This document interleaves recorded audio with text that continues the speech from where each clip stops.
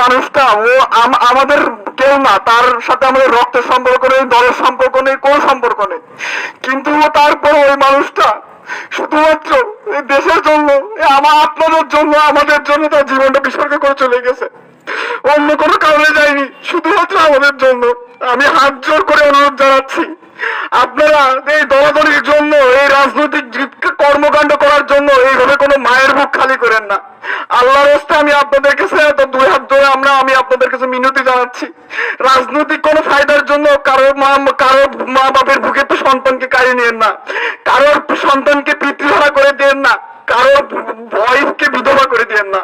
আপনাদের কাছে এই অনুরোধ জানাই, আমরা একটা সুষ্ঠু সুন্দর একটা বাংলাদেশ গড়ার লক্ষ্যে আমরা আপনাদের কাছে এই মিনতি জানাই, আমরা হাদিবার জন্য এই আমরা নামাজ থেকে তার জন্য আমরা দোয়া করবো, আল্লাহ যেন তাকে জান্নাতুল ফেরদৌসের মেহমান হিসেবে কবুল করুক।